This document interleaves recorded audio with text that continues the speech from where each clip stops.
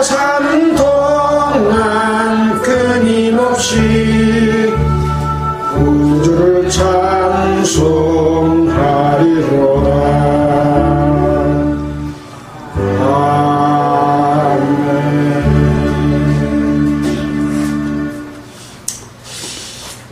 시간이 됐기 때문에 기도드리고 시작하겠습니다. 기도하겠습니다. 우주 만물을 창조하신 하나님 아버지께 영광과 찬송을 돌립니다. 추석을 맞이해서 가족들과 한자리에서 화목한 시간을 또 보내게 해주셔서 감사를 드립니다. 이 시간 주일을 맞이해서 함께 또 주님 앞에 모여서 주님께 찬양과 영광을 드리고 또한 하나님 아버지께서 성경 말씀을 통해서 기록한 말씀들을 우리가 배울 수 있는 시간 허락해 주시며 감사를 드립니다. 우리에게 지혜와 총명을 주시고 말씀을 이해할 수 있도록 우리의 마음의 생각을 이끌어 주시기를 원합니다. 우리는 늘 우리 인간의 생각으로 하나님의 말씀을 대할 때가 너무나 많습니다. 주 성령님의 일깨우심으로 올바로 그 사건을 이해하고 그 속에 담긴 하나님의 뜻을 이해해서 우리의 삶이 되고 우리의 생명이 되고 주님께서 우리에게 주시고자 하는 영광의 기업이 되기를 간절히 바라고 원합니다. 처음부터 끝까지 주님 인도하여 주시옵시기를 바라오며 우리를 구원해 주신 예수 그리스도 이름으로 기도드렸습니다. 반갑습니다. 오늘이 9월 15일입니다. 추석이 지났고 첫 번째 일요일이네요. 어떻게 가족들과 함께 좋은 시간 보냈습니까? 네. 근데 우리 가족들 가운데는 믿음을 가지신 분들이 있고 또 같이 못하는 분들이 있습니다. 늘 기도하는 가운데서 그들에게 하나님이 살아계심을 또 알려드리고 또 예수 그리스도를 통해서 우리가 하나님의 자녀로 태어나는 그런 그 전도의 마음을 항상 갖고 그것을 전하는 것이 우리의 가장 큰 사명이라고 생각이 되어집니다. 오늘은 또 계속해서 우리가 창세기 공부를 하고 있는데요. 오늘은 창세기 31장을 할 차례입니다. 31장의 내용을 다 읽으면 시간이 걸리니까 앞에 시작하는 말씀 1절에서부터 3절까지 함께 읽고 시작하겠습니다. 읽겠습니다. 야곱이 들은즉 라반의 아들들이 말이 야곱이 우리 아버지의 소유를 다 빼앗고 우리 아버지의 소유로 인하여 이같이 거부가 되었다 하는지라. 같이 읽겠습니다. 2절 야곱이 라반의 안색을 본즉 자기에게 대하여 전과 같지 아니하더라. 여호와께서 야곱에게 이르시되 네 조상의 땅 내 족속에게로 돌아가라. 내가 너와 함께 있으리라 하신지라. 네, 거기까지 읽겠습니다. 우리는 신약 성경을 전체를 공부했고 주제별 말씀을 하려고 했는데 어떻게 창세기부터 하게 됐습니다. 하다 보니까 계속 이어지는 공부를 하게 됐습니다. 하나님이 우주 만물을 창조하셨고 또 그 가운데 사람을 창조했고 에덴 동산에 거하게 하셨습니다. 하나님이 살아계시고 역사하심이 사람과 관계 속에서 하나님이 인간을 사랑하시고 인간과 사랑의 짝으로서 함께 사시고자 하는 그런 계획을 실천하신 것이었습니다. 하나님께서 사람을 만드실 때 하나님의 형상을 따라 만들었다고 했습니다. 하나님은 보이는 외형이 없기 때문에 하나님의 심령, 하나님의 마음, 하나님의 가지고 계시는 그 주체적인 그런 생각, 그런 것들이 사람이 하나님을 닮았다, 그런 이야기입니다. 그래서 사람들은 하나님처럼 내가 최고다, 그런 생각을 갖고 있습니다. 또 내가 내 것이기 때문에 내 마음대로 살 수 있다라는 생각을 갖는 것이죠. 우리가 하나님 쪼가리이기 때문에 그렇습니다. 대단합니다. 다만 그것이 하나님의 질서 가운데서 올바르게 자기 자신을 하나님 앞에 알 때에 하나님의 우리에게 주신 하나님의 형상이 하나님과 같은 그런 그 지위 속에서 하나님의 그 동일함 속에서 우리가 교제하고 하나님과 함께 살 수 있는 것인데, 이것을 방해하고 있는 세력이 있습니다. 이게 이제 마귀입니다. 원래 마귀도 하나님이 부리는 영으로서 천사를 만들었는데, 이 천사도 자유의지가 있었기 때문에 하나님의 뜻을 따라야 될 천사가 하나님의 뜻을 따르지 아니하고 하나님과 비기리라 하고 하나님께 도전했습니다. 그래서 쫓겨나서 공중권세 잡은 자 마귀가 됐다라고 하는 겁니다. 천사도 역시 영적인 존재지만 때로는 사람의 모습으로 이 땅에 나타나서 활동하기도 했습니다. 우리가 소돔과 고모라를 사건을 볼 때도 롯의 집에 두 천사가 왔지 않습니까? 그래서 그때 소돔과 고모라에 있던 사람들이 우리와 상관하리라 하고 했던 상황을 볼 때 천사가 육체를 입고 와서 사람과 관계를 맺는 것까지 있었던 그런 사건들이 성경에 기록이 되어 있습니다. 그래서 성경에도 또 보면 노아우 홍수가 있기 이전의 세상의 모습을 하나님의 사람이 사람의 딸들과 육체적인 관계를 맺는 것이 큰 죄로 이렇게 나타내 보였습니다. 때로는 또 그런 과정에서 영걸이 나타났다, 니무롯 같은 영걸이 나왔다, 그렇게 이야기하고 있어서 우리가 지금 현실로서는 이루어지지 않는 그런 일들이 구약성경에 기록이 되어서 약간 혼란을 주기도 하지만 그런 부분을 우리가 다툴 필요는 없는 부분이고, 자, 이렇게 해서 하나님이 에덴 동산을 만들었지만 마귀가 그 가운데 역사함으로 말미암아 하나님과 사람 사이를 이간질시켜서 자기가 지은 죄를 같이 짓도록 해버린 겁니다. 그래서 하나님께서 사람에게 주신 지혜와 모든 베푼 것들을 지키라고 하시면서 한 가지 지켜야 될 것을 말씀해 준 것이 선악과를 동산 중앙에 있는 선악을 알게 하는 나무의 과실의 실과를 먹지 말라, 먹는 날에는 정령 죽으리라, 이렇게 말을 했습니다. 바로 그것이 지킬 수 있는 첫 번째 하나님이 주신 계명이었습니다. 근데 마귀가 똑같이 네가 이걸 먹으면 하나님과 같이 눈이 밝아져서 선악을 분별할 줄 알게 된다. 그러니까 이 아담과 이브의 마음속에도 하나님과 같이 돼? 그런 생각을 가지고 있어서 이걸 먹으면 내가 하나님과 같이 되겠구나. 그렇게 해서 먹었어요. 먹으니까 진짜 선악을 분별하게 돼서 이렇게 하는 것이 하나님의 명령을 어긴 죄구나라는 것을 깨닫고 하나님 앞에 부끄러운 존재로 나타나게 됐죠.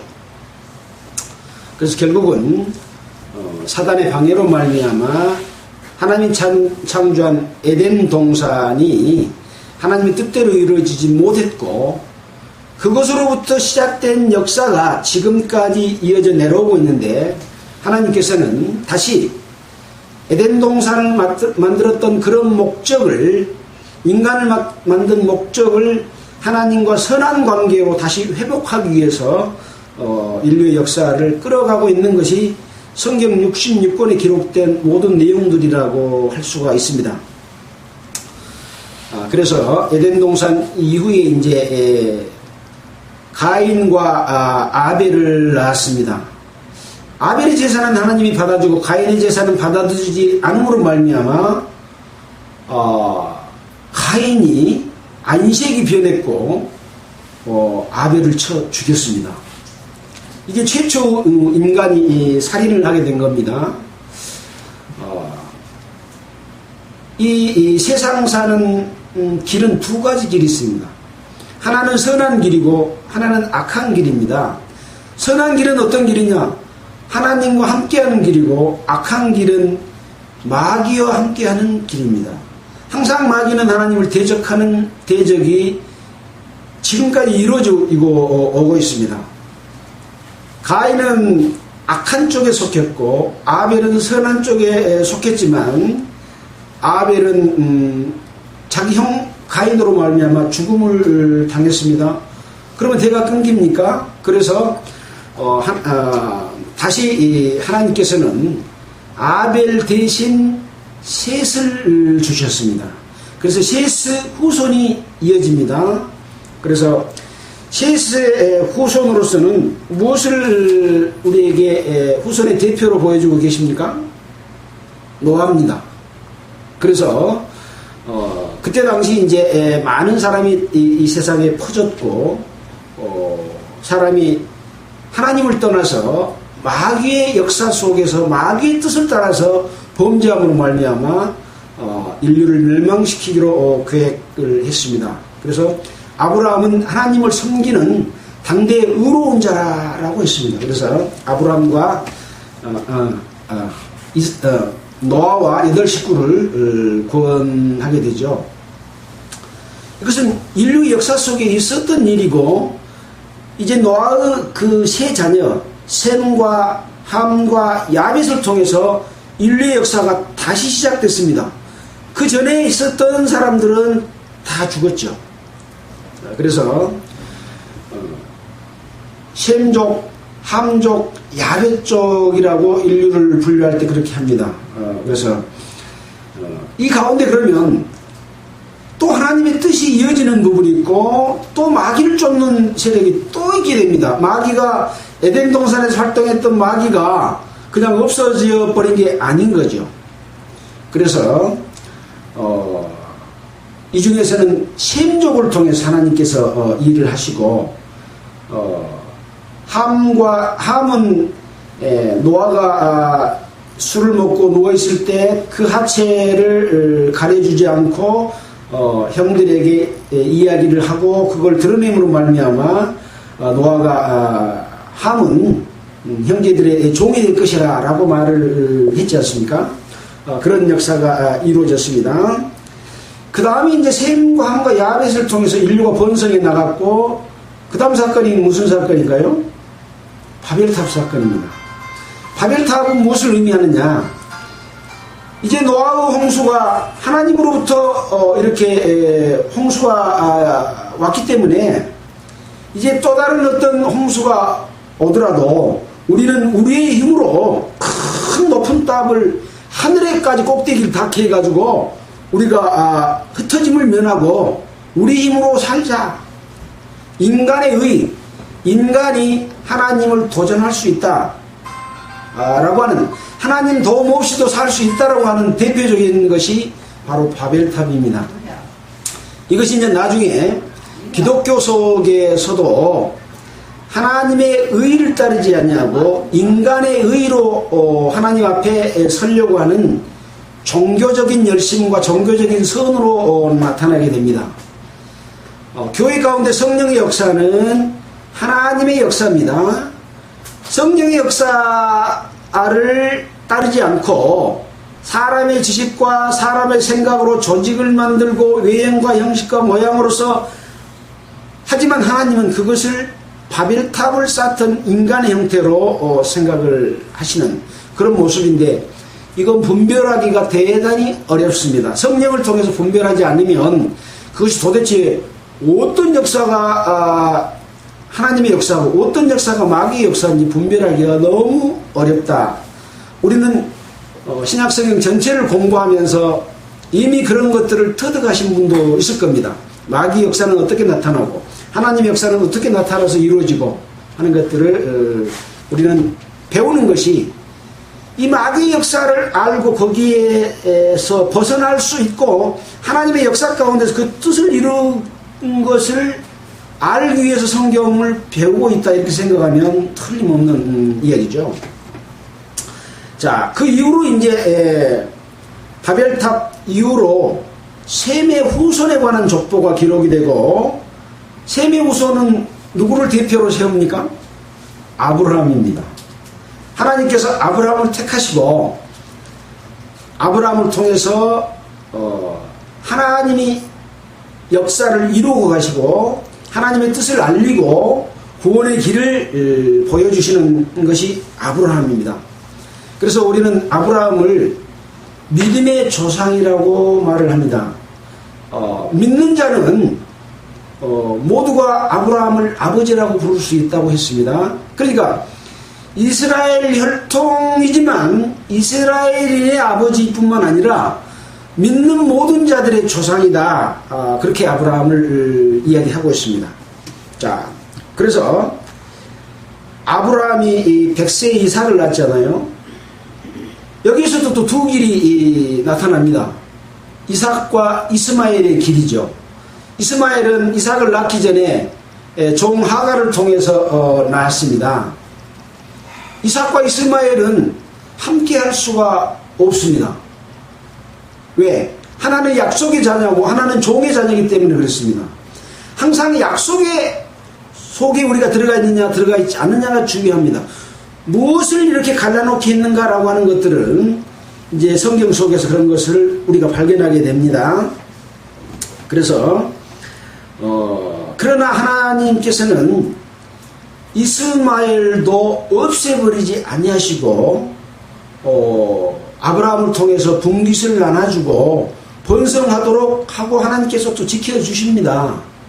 그래서 택한 족속 이스라엘만을 구원하고 이스라엘만을 인도하는 하나님이 아니라 택하지 않는 족속에게도 하나님의 은혜는 동일하게 부어지지만 어떠므로 어떻게 살고 생각하고 행함으로 따라서 하나님의 그 택하심과 하나님의 역사의 주류 속에서 제외되어 버리는가 하는 것을 교훈으로 보여주고 있는 것이죠. 자, 그 다음에 이제 아브라함이 이삭을 낳고 이삭이 야곱을 낳고 야곱이 12아들을 낳는 역사를 통해서 이 야곱이 나중에 이제 이스라엘로 이름이 바꿔지죠. 그런 역사가 이어지고 있는 가운데서 지금 우리가 공부하고 있는 31장은 야곱에 관한 이야기가 기록이 되어 있습니다. 우리가 지난주에 배웠던 내용을 잠깐 복습을 해볼까요? 창세기 28장에서 이삭이 야곱을 축복하고 너는 가나안의 딸 중에서 아내를 취하지 말고 외삼촌 라반의 딸 중에서 아내를 취하라고 부탁을 합니다. 왜 그랬습니까? 이삭과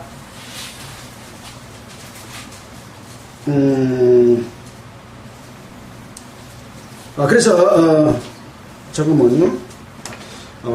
이삭이 야곱을 축복하고 그렇게 이야기를 합니다. 그래서 이 야곱과 에서가 나오는데 이 에서는 장자입니다. 야곱은 태어날 때 에서의 발꿈치를 잡고 태어났어요. 서로 먼저 나오고 싶어 했다는 거죠. 성경에 보면 그런 내용들이 자꾸 나옵니다.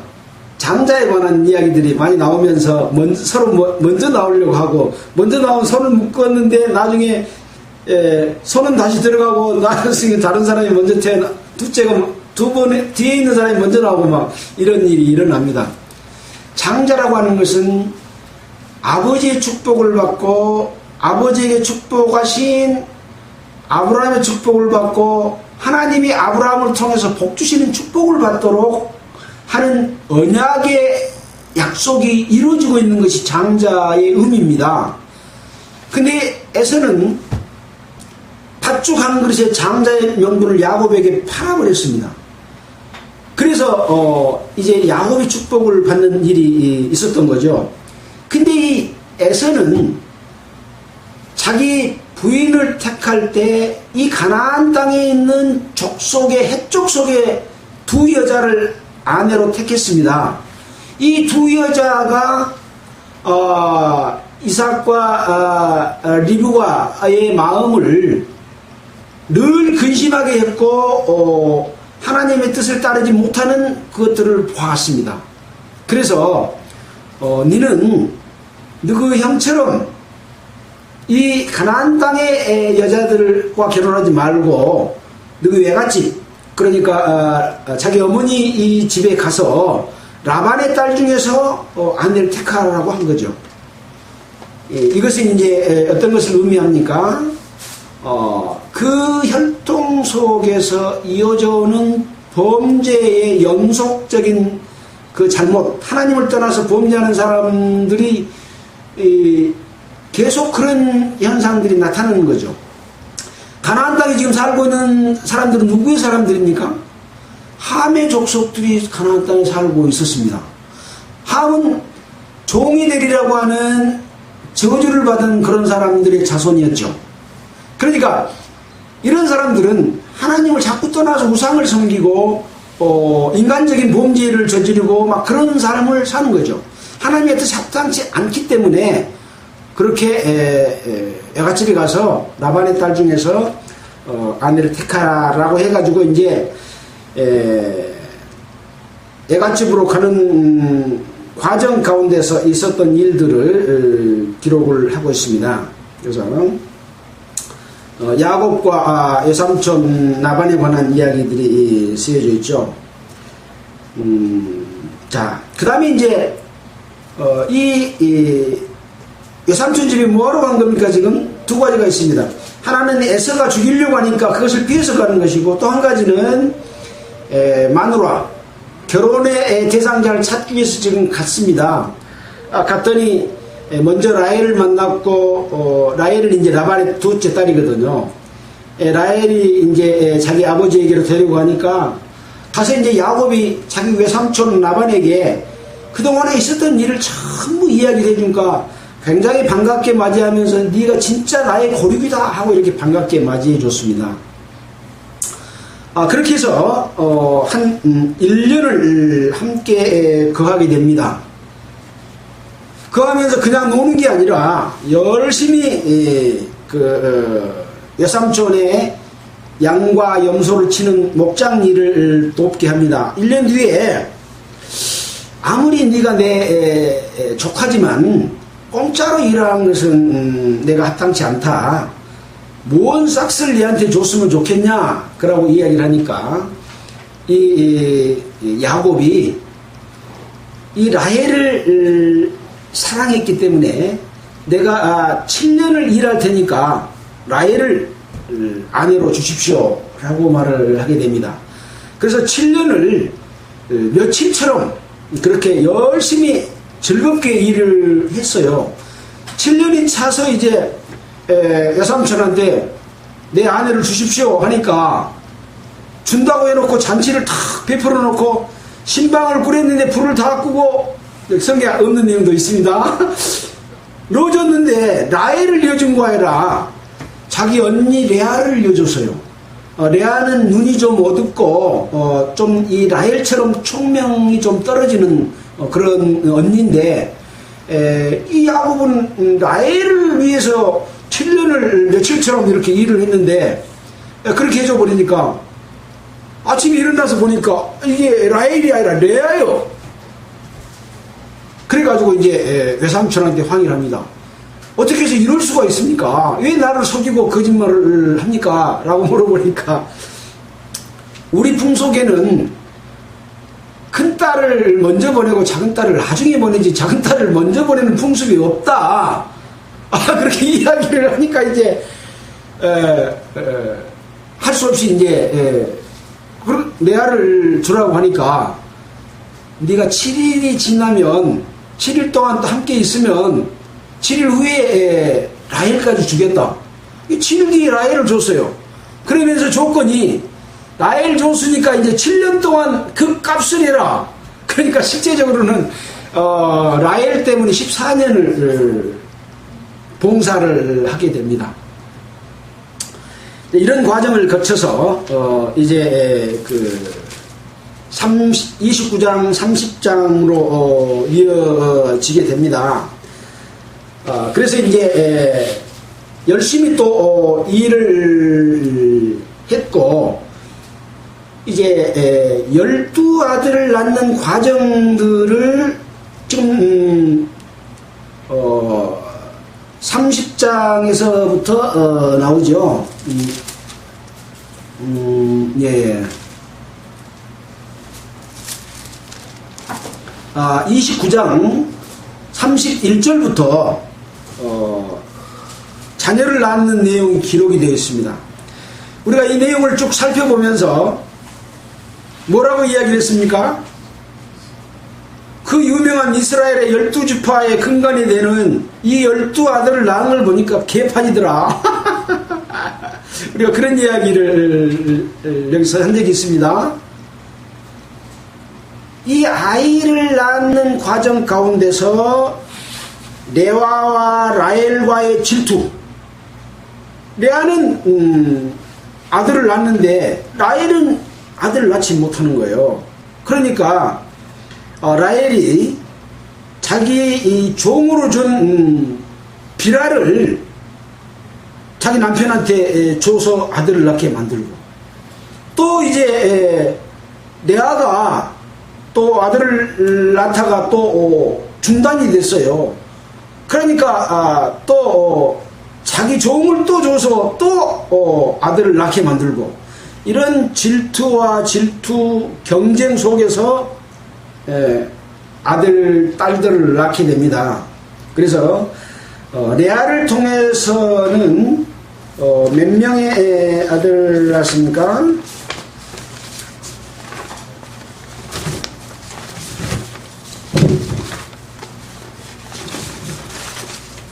레아를 통해서는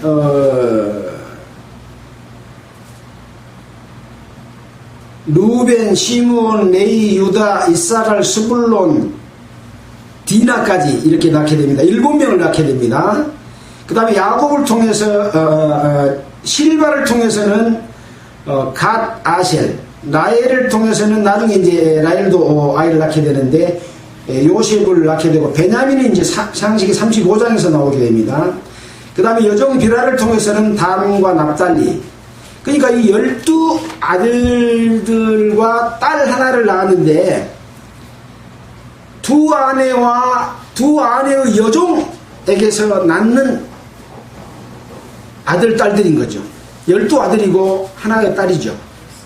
그러니까 우리가 세상적으로 보면 윤리적인 그런 부분에서나 우리 뭐 한국 사람 생각할 때도 좀 맞지 않는 그런 것을 보고, 정말 또 서로 간에 다투고 싸우고 막 이런 과정들을 보면서 정말 사람들이 형제간 간에 아름답고 좋게 사는 분위기는 볼 수 없는 그런 상황 가운데서 그 유명한 12지파를 형성하는 아들들이 태어났다 하는 것을 우리가 살펴봤습니다.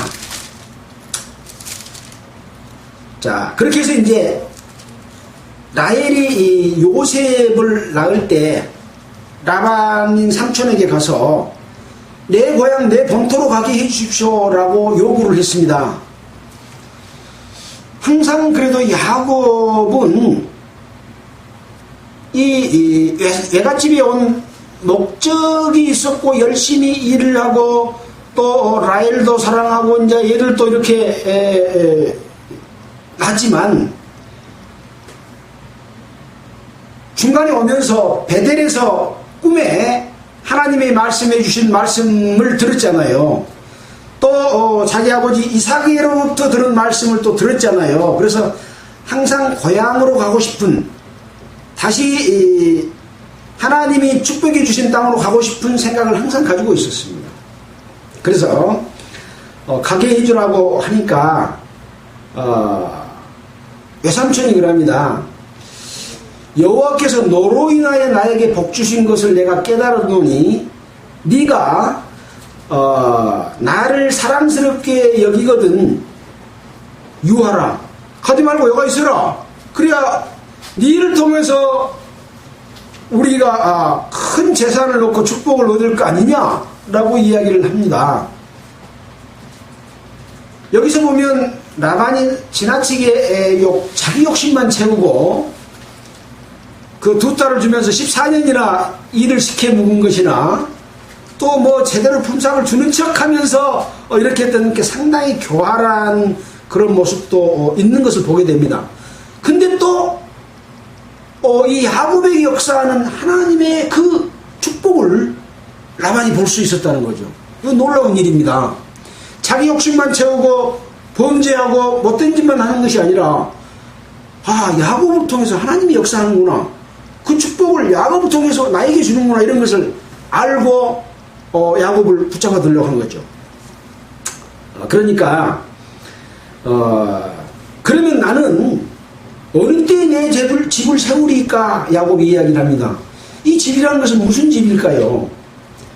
라반의 영향을 받지 않고 한 가정을 이루어서 무리를 이루어서 정말 하나님을 섬기고 아버지 이삭과 할아버지 아브라함에게 주신 약속을 이루기 위한 그러한 집을 생각하고 있는 거죠.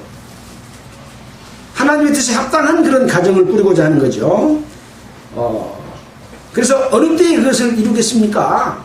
라고 이야기를 하니까 그러면 내가 무엇으로 내게 주랴? 라고 이제 하니 물어봤을 때 외삼촌에게서 아무것도 나는 받을 것이 없다. 다만 외삼촌의 양떼나 염소 중에서 아롱지고 무늬가 있고 이런 것이 있으면 이것을 싹 골라내서 외삼촌한테 드릴 테니까 나머지 이제 그 뒤로 난 그 무늬 있는 것들은 다 내 소유로 인정해 주십시오. 라고 이야기를 하니까 외삼촌이 좋다. 그렇게 하자. 그래가지고 어떻게 하냐 하면 라반이 가로되 내가 네 말대로 하리라 하고 그날에 그가 수염소 중 얼룩무늬 있는 자와 재밌는 자를 가리고 암염소 중 흰 바탕에 아롱진 자와 재밌는 것을 가려서 전부 자기 아들들한테 다 줘버렸어요. 그리고 사흘길을 떼어놔버렸어. 그러면 사흘길을 와서 이쪽 양과 그 교미를 해서 무늬 있는 거 나올 수 있을까요?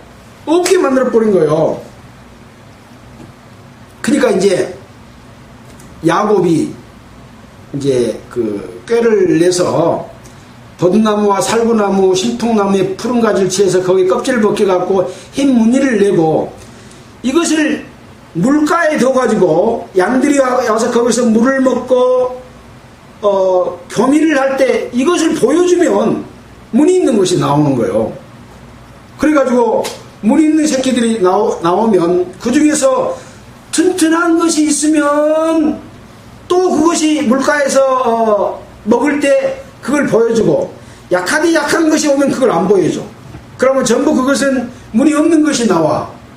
그래서 무늬 있는 것은 튼튼하고 좋은 것으로 인해서 야곱의 재산이 이렇게 크게 불어났습니다. 물론 이것은 유전적으로 어떤 증거가 있는지 그런 건 모르겠습니다. 다만 하나님께서 야곱을 축복하시고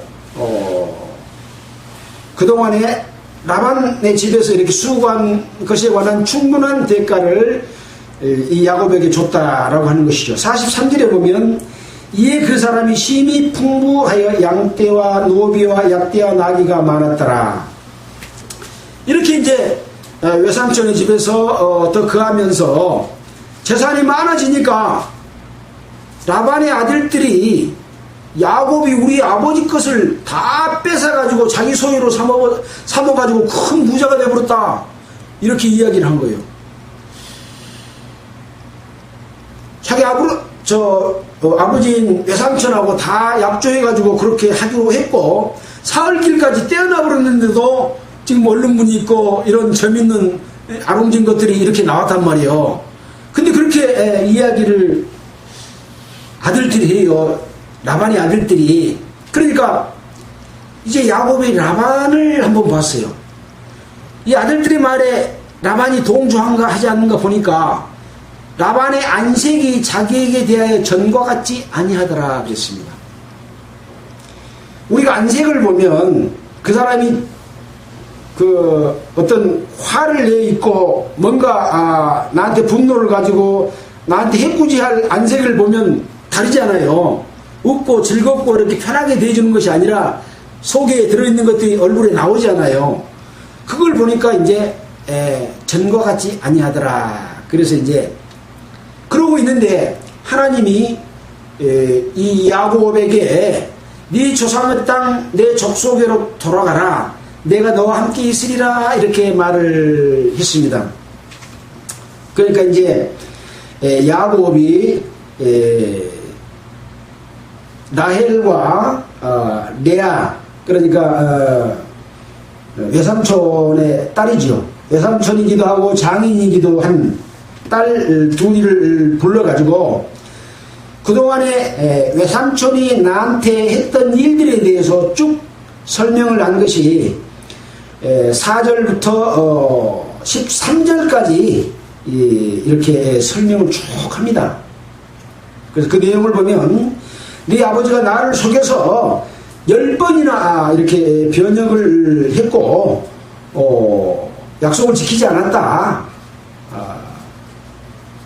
또 문이 있는 것을 내 것이라고 다 이렇게 했다. 또 하나님이 그대들의 아버지에게 짐승을 빼앗아 내게 주셨다.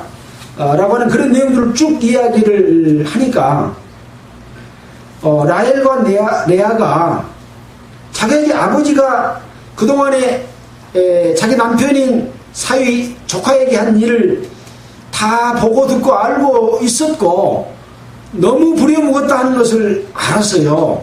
그래서 그 말에 동조를 하면서 아버지가 우리를 팔고 우리의 돈을 다 먹었으니 우리 아버지가 우리를 외인으로 여기는 것이 아닌가, 딸로 여긴 게 아니라 딸들을 이용해서 사위한테 일시키고 자기 재산만 불리려고 하는 거 아닌가, 이렇게까지 이야기를 했어요. 그래갖고 이제 공감을 얻어서 하나님이 우리 아버지에게 취하신 재물은 우리와 우리 자식의 것이니 이제 하나님이 당신에게 이르신 일을 다 준행하라, 이렇게 이야기를 합니다.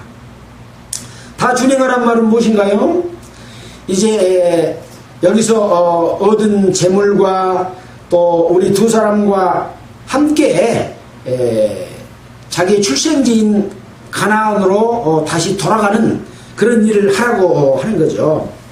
자, 그래서 이제 야곱이 일어나서 자식들과 아내들을 약대들에게 태우고 또 그 얻은 모든 짐승과 소유물을 이끌고 가나안 땅에 있는 그 아비 이삭에게로 가려고 합니다.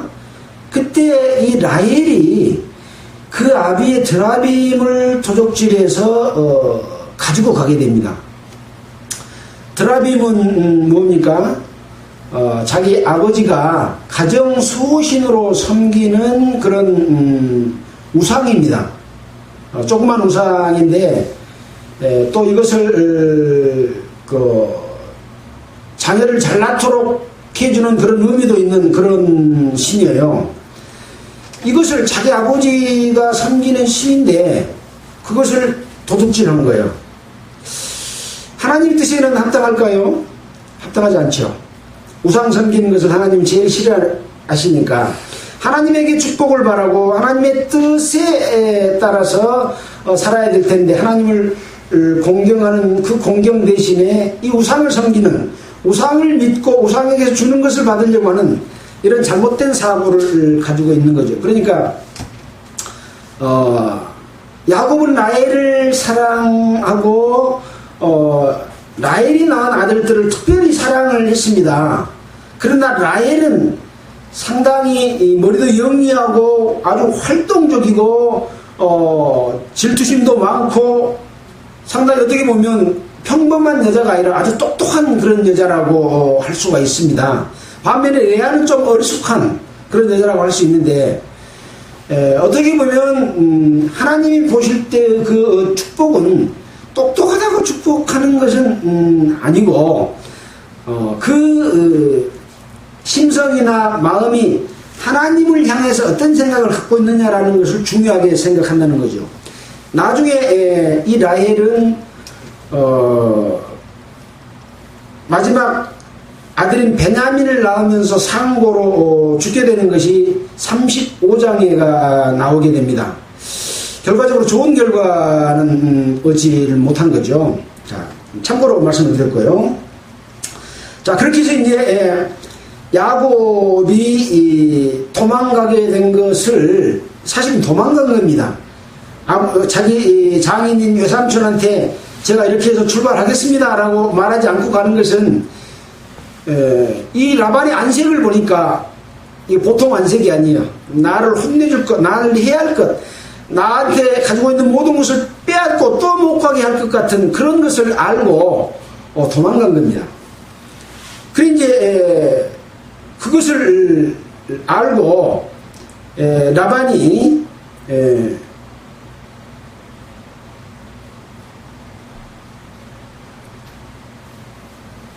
야곱은 그 거취를 아람 사람 라반에게 구하지 아니고 가만히 떠났더라. 그가 그 모든 소리를 듣고 강을 건너 길르앗산을 향하여 도망한 지 3일 만에야 야곱이 도망한 것이 라반에게 들린지라 그랬습니다. 자, 이 길르앗산 강을 건너 이런 내용을 찾아볼 때 이 강은 어떤 강을 이야기하냐면 지금 이 라반이 살고 있는 곳은 메소포타미아 문명에 발생된 그 지역에서 살고 있습니다. 창세기에 보면 에덴 동산의 위치가 나오잖아요. 유브라데스 강, 또 티그리스 강, 또 비손강 이런 강들이 나오는데 그 유브라데 강의 북부 상류 지역이라고 성경 사전이나 다른 참고서를 보면 나와 있기 때문에 이 메소포타미아 문명에서 이제 북쪽으로 해서 가나안 땅으로 오게 되는 그 길이 속해 있는 곳이 길르앗 땅이죠. 그래서 3일 만에 이제 이것이 알려졌고 라반이 그 형제들을 거느리고 7일 동안이나 쫓아와서 길르앗산에서 만났어요. 그러니까 이 야곱이 자기 부인들과 이제 아들들과 딸과 양과 염소를 끌고 가니까 훨씬 시간이 많이 걸리잖아요. 근데 라반은 자기 형제들 과에서 오기 때문에 빨리 따라잡을 수 있는 거죠. 그래서 7일 만에 따라잡았습니다. 그래서 이제 밤에 이제 길르앗산까지 라반이 왔어요. 근데 밤에 하나님이 아람 사람 라반에게 현몽하여 가라사대 너는 삼가 야곱에게 선악간에 말하지 말라 이렇게 했습니다. 라반에게 하나님이 꿈에 나타나서 야곱에게 네가 선하다 악하다 잘못했다 이거 따지지 마라 이 말이에요. 자, 아람도 이 라반도 하나님의 그 말씀을 무시할 수 있습니다. 근데 이 라반의 마음속에 야곱을 통해서 하나님이 축복하신 것을 알고 그렇게 말했잖아요. 그리고 야곱을 붙잡으려고 했고 지금 쫓아가는 중에 하나님이 직접 라반에게 나타나서 야곱을 선악간에 말하지 마라 이렇게 말했습니다. 그래서 라반이 야곱을 쫓아 미치니 야곱이 산에 장막을 쳤는지라 라반이 그 형제로 더불어 길르앗산에 장막을 치고 이제 같이 장막을 쳤어요. 쳐가지고 이제 야곱에게 가서 이야기를 합니다. 네가 내게 알리지 않고 가만히 내 딸들을 칼로 잡은 것 같이 끌고 갔으니 어찌 이같이 했냐. 사실 끌고 간 게 아니죠. 자기 딸들은 다 설명해서 아버지의 잘못된 것을 알고 공감해가지고 지금 함께 가니까 칼로 끌고 간 거 아닌데 라반이 생각할 때는 도망갔으니까 몰래 데리고 지금 딸들의 의견도 안 물어보고 간 것처럼 이렇게 이제 추궁을 합니다. 끌고 갔느냐 이같이 했느냐 내가 즐거움과 노래로 북과 수금으로 너를 보냈겠거늘 어찌 네가 나를 속이고 가만히 도망하고 내게 말하지 않냐, 안 했냐라고 이야기를 합니다. 아마 간다고 했으면 즐거움과 노래와 북과 수금으로 잔치해가지고 보냈을까요? 또 안 보냈을 것 같아요. 모르기는 하지만 어찌됐든 이제 라반은 야곱에게 이렇게 말을 합니다. 나로 내 손자들과 딸들에게 입맞추지 못하게 했느냐? 내 소유가 야곱 네 하는 이 행동이 참으로 어리석다. 내가 너를 해야 할 만한 능력이 내 손에 있으나 내가 너를 지금이라도 해야 할 수 있다 라고 말을 합니다. 능력이 있다고.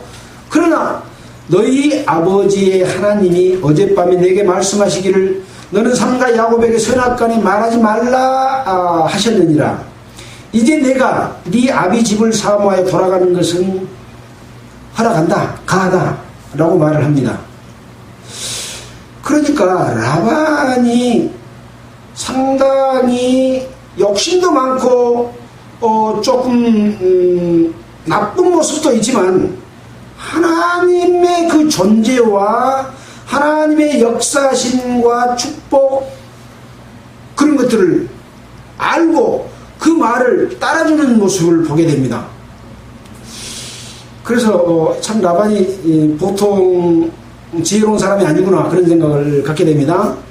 근데 어째서 내 신을 도적질할 것 같냐 라고 말을 합니다. 그러니까 야곱이 라반에게 이제 그 경위를 설명하면서 딸들을 내가 억지로 빼앗어 설명하면서 딸들을 삼촌이 억지로 빼앗아 볼까봐 말하지 않고 왔다라고 말하면서 외삼촌이 신을 돌아간 것에 대해서는 누가 돌아갔다면 그는 살지 못할 것이요 형제들 앞에 무엇이든지 외삼촌의 것이 발견되거든 외삼촌에게로 취하소서 라고 말을 했습니다. 그러니까 야곱은 드라빔을 라헬이 훔쳤건지 알아요 몰라요? 뒤에 보면 몰랐기 때문에 그렇게 말했다라고 기록이 되어 있어요. 모르는 거죠.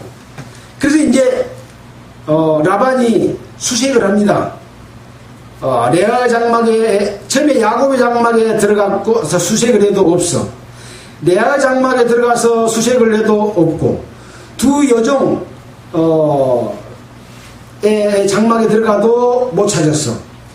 그래서 레아의 장막에서 나와가지고 라헬의 장막에 들어갔습니다. 들어가면 라헬이 드라빔을 갖다가 약대 안장 밑에 자기가 앉아있는 약대 안장 밑에다가 드라빔을 숨겼어요. 그래갖고 한 말이 자기 아버지에게 마침 지금 경수가 뭔지 알죠? 월경이 나오기 때문에 내가 일어나서 아버지를 영접할 수 없사오니 아버지 화내지 마십시오. 노하지 마십시오. 애이 없음을 탓하지 마십시오. 이렇게 이야기를 합니다.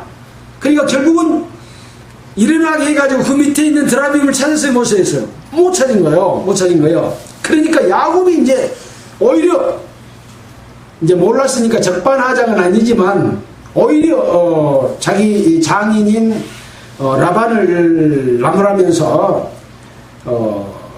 오히려 화를 내고 나의 허물이 무엇입니까? 무슨 죄가 있기에 외삼촌께서 나를 이렇게 불같이 급히 쫓아왔습니까? 라고 말을 합니다. 그러면서 외삼촌의 가장 진물 중에서 무엇을 찾았습니까? 여기 나의 형제와 외삼촌의 형제 앞에서 그것을 두고 우리 사이에 판단하게 하십시오 라고 말을 하니까 이 라반이 야곱이 자기한테 이렇게 화를 낸 적이 없었거든요. 그러니까 하나님과 함께하고 있는 야곱, 그가 나에게 이렇게 했을 때 결과적으로는 나에게 어떤 결과가 오겠느냐라고 하는 것을 간파한 것 같아요. 여기 그런 말은 없습니다. 자, 근데 그래서 이제 이 라반이 조치를 취합니다. 이제 그동안 있었던 일까지 야곱이 이제 삼촌한테 쭉 이야기를 하면서 화서연하고 몇 번이나 약속을 지키지 않고 거역하고 했던 일들을 이야기합니다. 42절에 보면 우리 아버지 하나님 아브라함의 하나님 곧 이삭의 경외하는 이가 나와 함께 계시지 아니하였다면 외삼촌께서 이제 나를 공수로 돌려보냈으리다마는 하나님이 나의 고난과 내 손의 수고를 감찰하시고 어젯밤에 외삼촌을 책망했습니다 라고 이렇게 말을 했습니다. 그러니까 이제 야곱이 믿는 하나님이 직접 라반에게까지 이렇게 책망했다고 하는 것을 알고 라반이 이렇게 말을 합니다. 딸들은 내 딸이요 자식들은 내 자식이요 양떼는 나의 양떼요 네가 보는 것은 다 내 것이라 내가 오늘날 내 딸들과 그 낳은 자식들에게 어찌할 수 있으랴. 이제 와라. 그러니까 자기에게 있던 모든 소유를 이제 야곱에게 줬다는 거죠. 이제 와라고 하면서 협상을 하게 됩니다. 너와 내가 언약을 세워서 그곳으로 너와 나 사이에 증거를 삼을 것이다 라고 하니까 이에 야곱이 돌을 가져 기둥을 세우고 또 그 형제들에게 돌을 모으라고 하니 그들이 돌을 취하여 무더기를 이루매 무리가 거기 무더기 곁에 먹고 라반은 그것을 여갈사하두다라 칭하였고 야곱은 그것을 갈릿이라 칭하였습니다. 라반이 말한 것하고 야곱이 말한 것하고 다르지만 내용은 같습니다. 밑에 뭐라고 되어 있냐? 여갈사하두다라는 말은 아람 방언으로서 증거의 무더기다 그런 뜻이고 또 갈릿이란 말은 히브리 방언으로서 증거의 무더기 같은 뜻입니다. 돌을 세워서 기둥을 쌓고 돌을 모아서 무더기를 쌓아서 이제 그 경계로 삼는 거죠. 증거로 삼는 겁니다.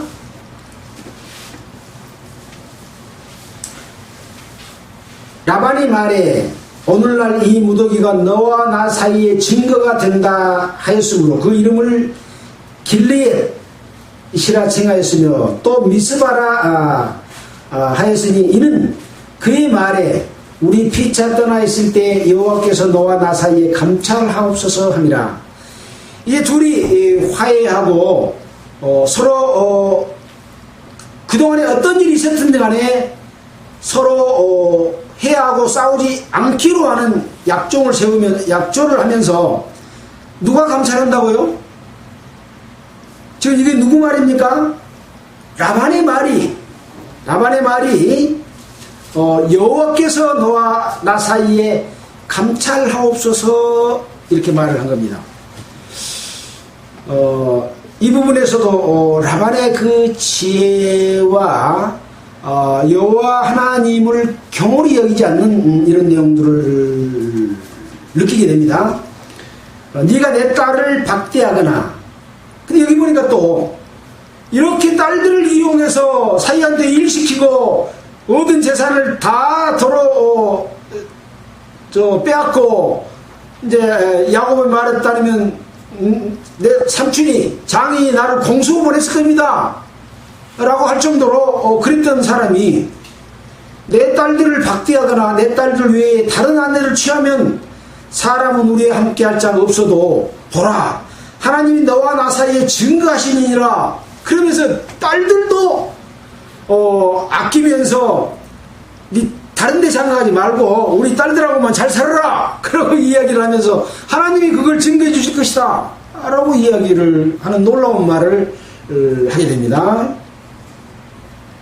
라반이 또 야곱에게 이르되 내가 너와 나 사이에 둔 이 무더기를 보라. 또 이 기둥을 보라.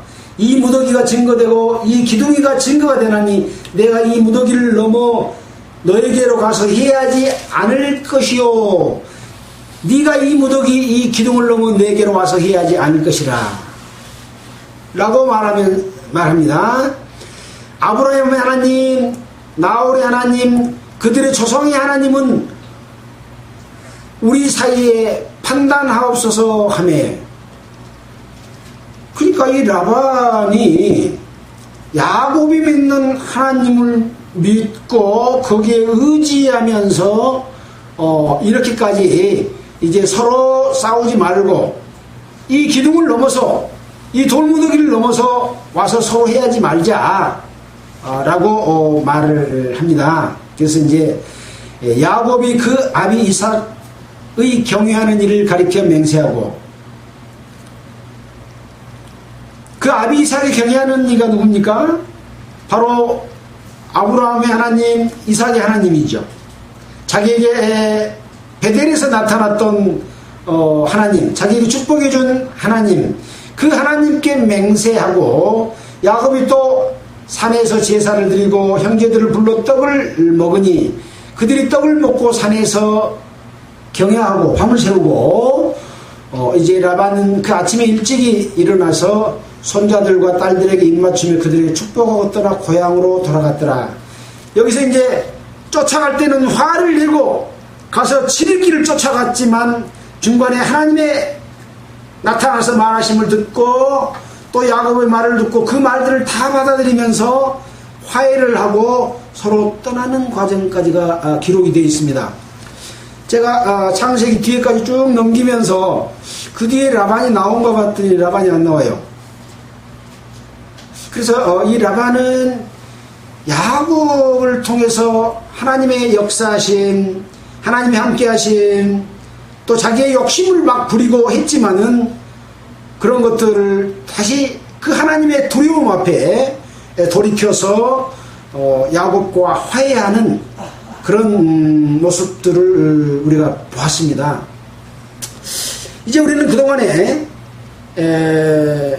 아담 이후에 두 부류의 사람들이 쭉 있었다고 말씀을 드렸습니다.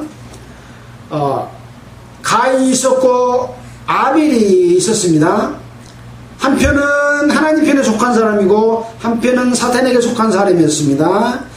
그 다음에 셈과 함과 야벳을 거쳐서 이제 아브라함을 택하신 이후에 아브라함도 롯과 아브라함의 길을 달려갔잖아요.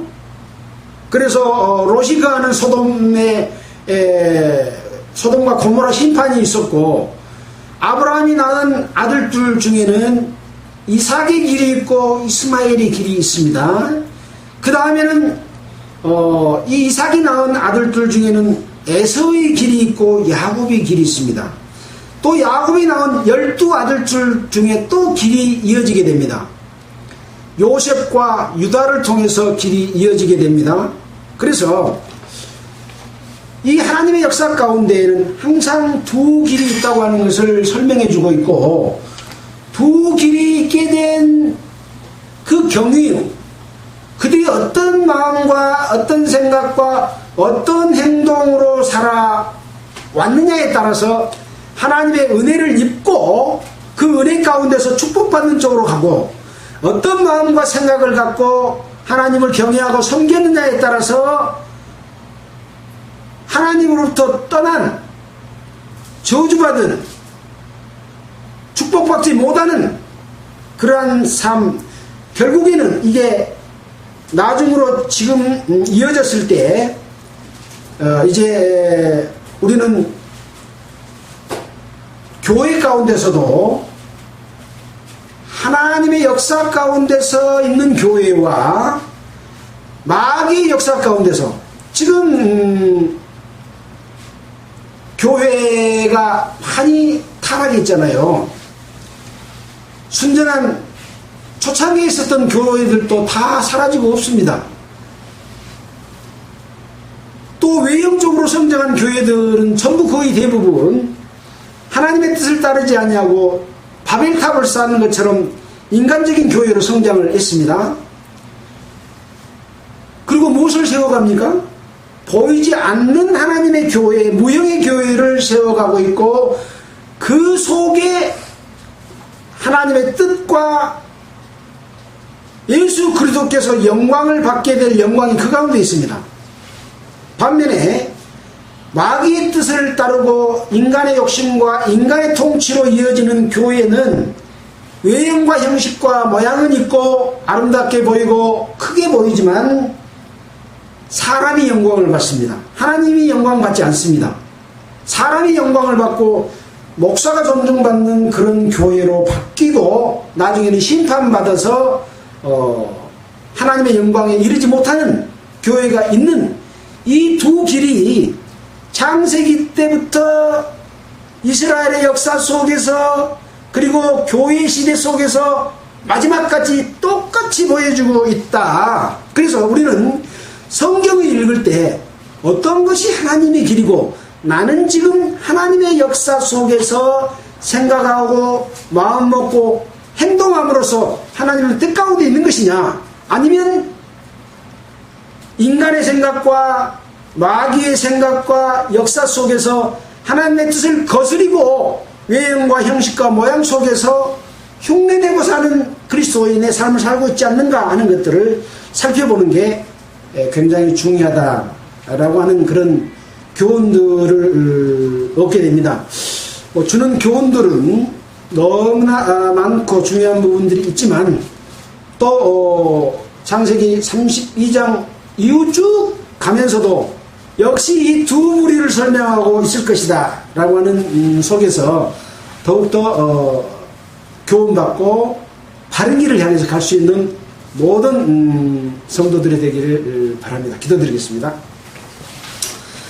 하나님 아버지 감사합니다. 오늘은 또 창세기에서 야곱과 라반이 함께하며 행했던 일들 가운데서 하나님의 역사하심과 나타나심 속에서 이루어진 일들을 살펴보았습니다. 사건을 올바로 이해하고 하나님 아버지 뜻이 무엇인지, 우리에게 주는 교훈이 무엇인지를 올바로 받아들여서 그것이 우리에게 사는 삶이 되도록 하여 주시고, 하나님 앞에 영광이 이루어지지 아니하고 주님 오실 때까지 합당한 삶을 살도록 인도해 주시기를 간절히 바라고 원합니다. 나머지 함께하는 모든 시간 가운데서 주님 함께해 주시고 앞으로 살아나가는 삶 속에서도 주님의 역사와 주님의 뜻 가운데서 살 수 있도록 인도해 주시길 원하면서 우리를 구원해 주신 예수 그리스도 이름으로 기도드렸습니다. 아멘. 찬송가는 379장 하겠습니다.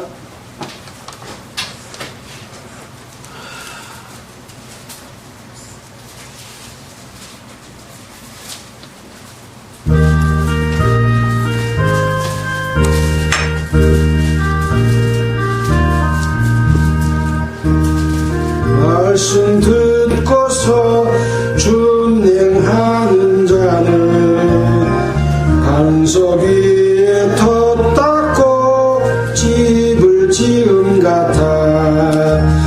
비가 오고 물 나며 바람 부딪혀도 반석 위에 세운 집 넘어지지 않네. 잘 짓고 잘 짓세 우리 집 잘 짓세. 만세 반석 위에다 우리 집 잘 짓세. 주의 말씀 듣고도 행치 않는 자는 위에 터 닦고 집을 지은 같아. 비가 오고 물 나며 바람 부딪힐 때 모래 위에 세운 집 크게 무너지네.